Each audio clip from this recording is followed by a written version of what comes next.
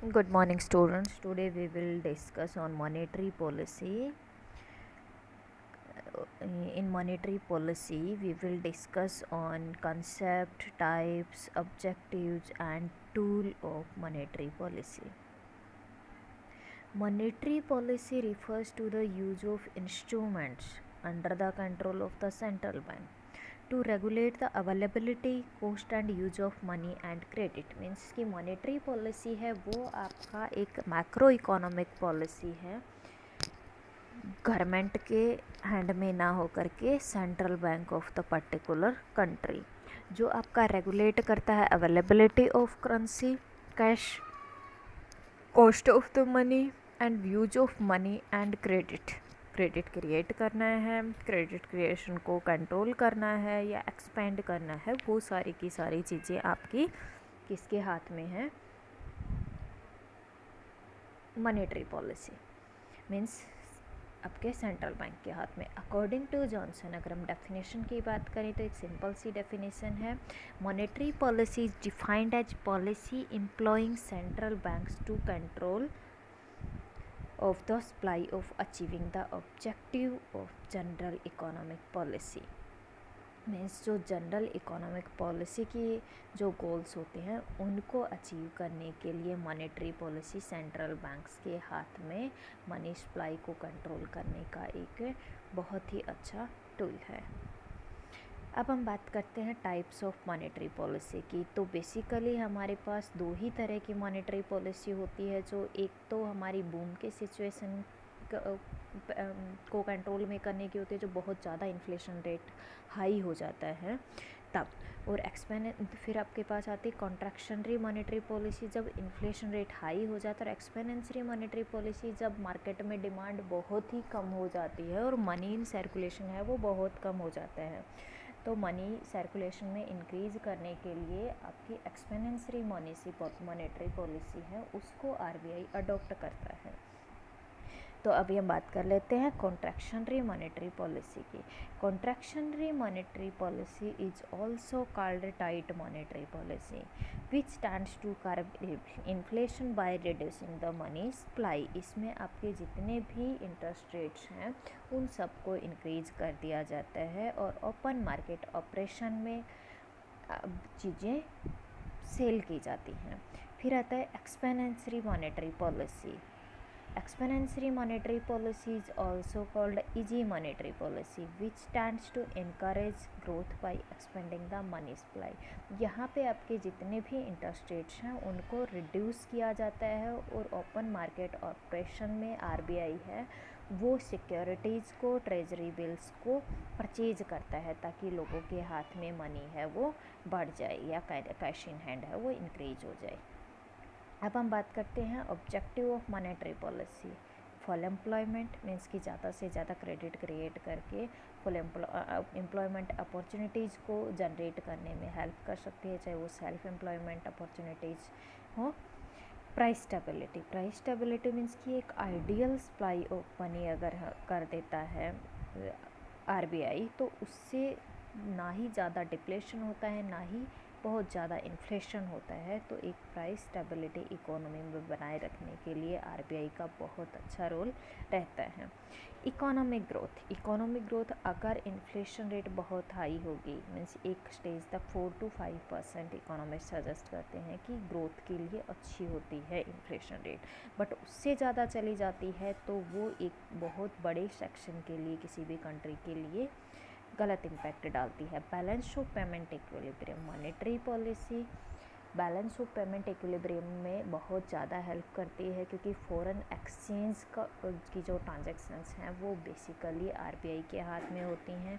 उसी के साथ एक्सपोर्ट प्रमोशन के जितने भी वेंचर्स होते हैं उनमें अगर कम इंटरेस्ट रेट पे लोन अवेलेबिलिटी प्रोवाइड करने की कैपेबिलिटी मॉनेटरी पॉलिसी रखती है या आरबीआई रखता है तो उससे आपका production of exported commodities increase होगा, जो आगे चल के आपके एक्सपोर्ट को इंक्रीज करेगा और उस पर्टिकुलर कंट्री के बैलेंस ऑफ पेमेंट में इक्विलिब्रियम लाने में हेल्प करेगा।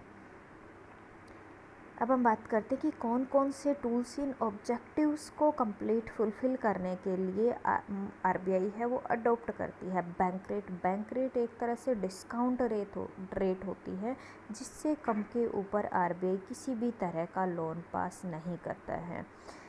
Cash reserve ratio second one is CRR जो है जिसको हम कहते हैं कैश रिजर्व रेशो, एक तरह से आरबीआई के हाथ में एक बहुत ही अच्छा टूल है कि जो टोटल किसी भी कमर्शियल बैंक की जो टोटल करेंसी होती है या टोटल लोन पास करने की कैपेबिलिटी होती है उसका कुछ परसेंट आरबीआई की रिकमेंडेशंस के अकॉर्डिंग वो सिक्योरिटीज़ हो सकता है, वो फॉरेन एक्सचेंज में हो सकता है या वो मनी के फॉर्म में हो सकता है। वो कुछ परसेंट आरबीआई अपने पास रखवाता है तो उसको हम CRR कहते हैं। स्टैट्यूटरी लिक्विडिटी रेशियो, ये कोई भी कमर्शियल बैंक अपने खुद के पास आरबीआई की रिकमेंडेशंस के अकॉर्डिंग उतना पार्ट रखते हैं और बाकी जो रहता है उसको वो एज ए क्रेडिट क्रिएशन में काम कर लेते हैं। Repo rate and reverse repo rate, यहाँ पे रिजर्व रेपो रेट ना होके रिवर्स रेपो रेट होगा यहाँ पे। Repo rate and reverse repo rate are also greater tool of controlling money supply और maintain money supply properly.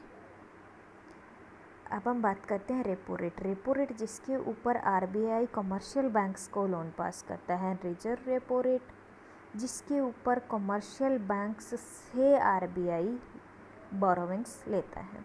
Open market operations आपका 2011 का ही कंसेप्ट है जो आरबीआई ने 2011 में ही अडोप्ट किया है। उसमें होता है कि गवर्नमेंट सिक्योरिटीज़ को या शेयर्स को परचेज और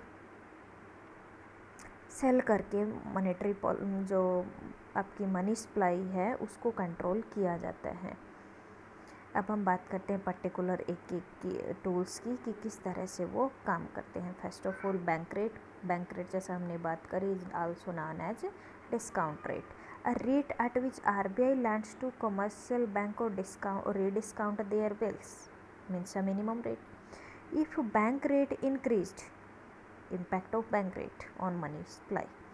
If bank rate increased, then commercial banks also charge high rate of interest on loans given by banks to public because now commercial banks get funds from RBI at higher rate of interest. मतलब जितना commercial banks को high interest rate पे loan मिलेगा उतना ही वो public को high interest rate पे देंगे जिससे कि आपका क्या होगा मनी सप्लाई कंट्रोल होएगी।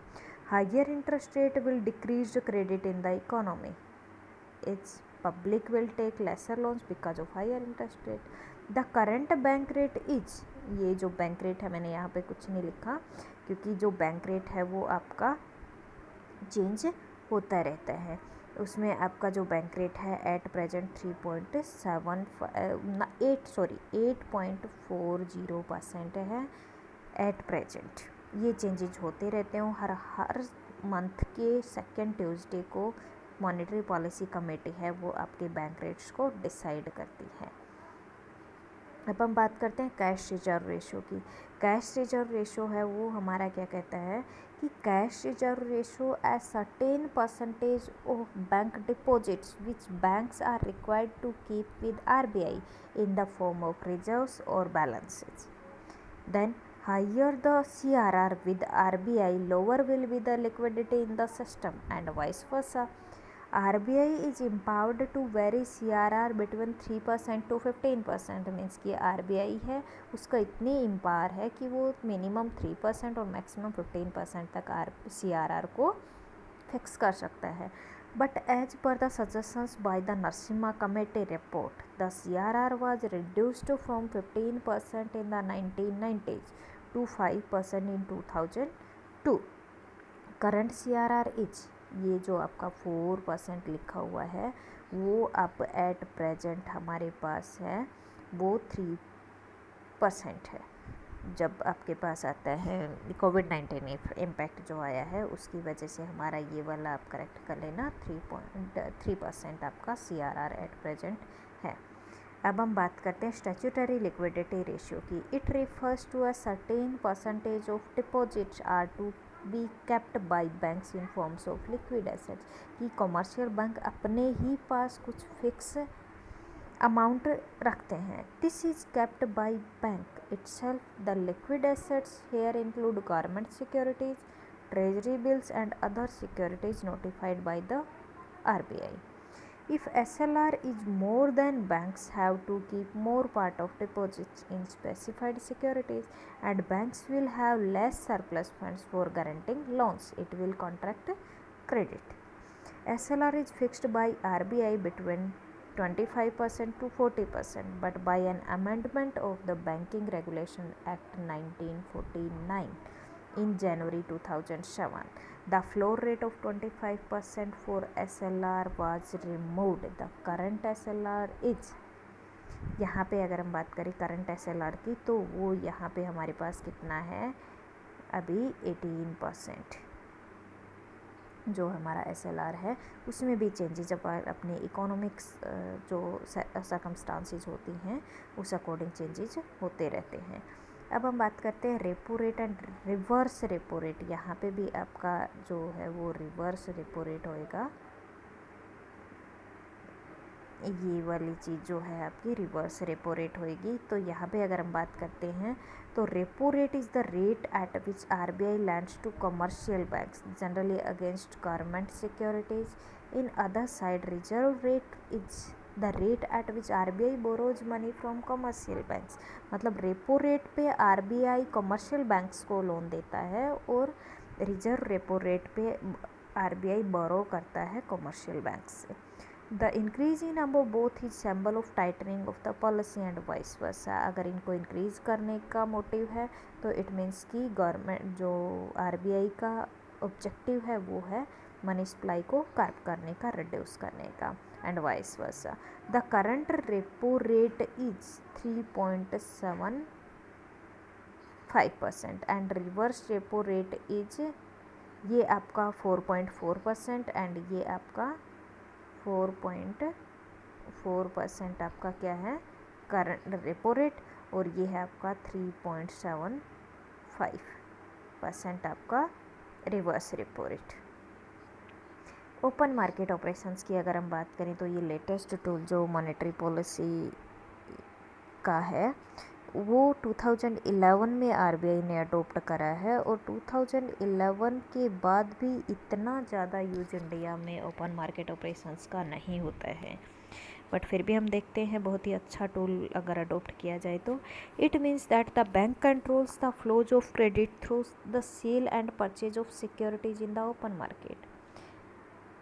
वहन securities are purchased by central bank, अगर हम बात करें कि जब सेंट्रल बैंक परचेज करता है then RBI makes payment to commercial banks, तो कमर्शियल बैंक्स को पेमेंट करता है एंड पब्लिक को भी।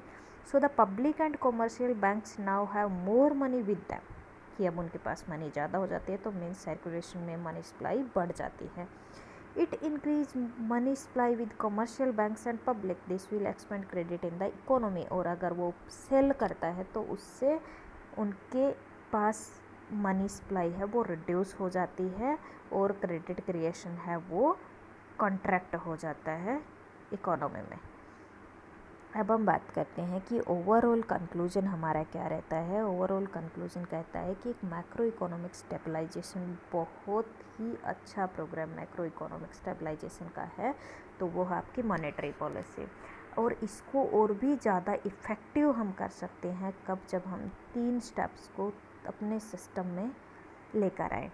Improve its capacity to forecast liquidity conditions and actively preempt the inflationary pressures, कि अगर हम बात करें कि हम फोरकास्ट, हमारे पास एक ऐसा सिस्टम हो जिससे कि नियर फ्यूचर जो सर्कमस्टांसेस होने वाली हैं उनकी फोरकास्टिंग, लिक्विडिटी कंडीशंस की फोरकास्टिंग अगर हमें मिले तो उसी के साथ में हम उस इकोनॉमी सफ़र करे उससे पहले हमारा RBI एक्शन ले, जिससे कि आपके इन्फ्लेशनरी प्रेशर्स हैं, डिफ्लेशनरी प्रेशर्स हैं, उनको आपका रिड्यूस किया जाए। Develop a greater understanding of the channel और transmission of monetary policy, means कि जो अच्छी अंडरस्टैंडिंग है मॉनेटरी पॉलिसी के साथ में उसको डेवलप किया जाए। Have an increasingly transparent policy framework, कि आपका जितनी भी कोई भी पॉलिसी होगी उसमें जितनी ट्रांसपेरेंसी होगी उतना ही सिस्टम अच्छे से फंक्शनिंग करेगा। तो इट मीन्स कि दोनों ही किसी भी इकोनॉमी के डेवलपमेंट के लिए या उसकी प्रोग्रेस के लिए दोनों ही पॉलिसी जो मैक्रो इकोनॉमिक पॉलिसीज़ हैं, means fiscal policy in the hand of government and monetary policy in the hand of RBI या central bank of that particular country, तो वो दोनों के बीच में जितनी अच्छे से कोऑर्डिनेशन के साथ काम करेंगे तो वो उतना ही ज़्यादा प्रोग्रेसिव होगा, उतना ही कंट्री के बेटरमेंट के लिए अच्छा होगा। तो आज के लिए हमारा मॉनेटरी पॉलिसी का जो कॉन्सेप्ट है वो भी क्लियर होता है। तो thanks to all. Now then we will meet with another topic tomorrow.